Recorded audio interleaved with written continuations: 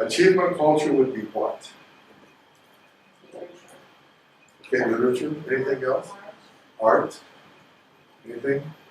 Let's say, just if you had to pick one element of, say, Chinese achievement culture, what would that be? The highest element of Chinese achievement culture. Confucius. Huh? Confucius. Okay, philosophy. Confucian philosophy. Anybody else? You can have a lot of different ideas. What would you say is the highest achievement of American culture? That's hard. Basketball? Okay, you can. Okay, Getting information. Hollywood? Hollywood. Yeah. Could be.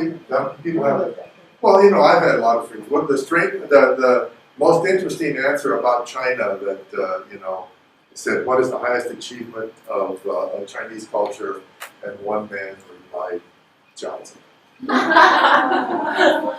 It must be When people ask me about what is the highest achievement of American culture, I usually say plumbing. Plumbing. Plumbing. Sanitation. You know? Yeah.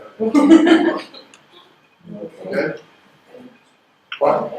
Basically, about this comparing with the Chinese system? No. Just around, you know, having traveled around the world in a lot of places, I always realize when I get to the United States, it's getting better in different places. When I get to the United States, plumbing, you know. I don't say, oh, Constitution.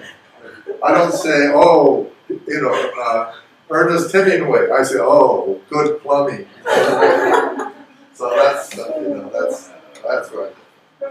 Well, what I'm saying is, you know, you don't have to, you know, you have to, you know, when you think about achievement culture, it doesn't have to be always some, you know, something somebody won a Nobel Prize for or something, right?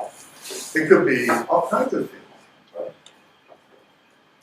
At one time, you would say American education system was its highest achievement. At one time, America had the best public education in the world.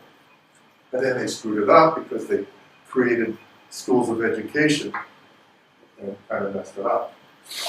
But there are other things. You know. So you can think about achievement culture in many different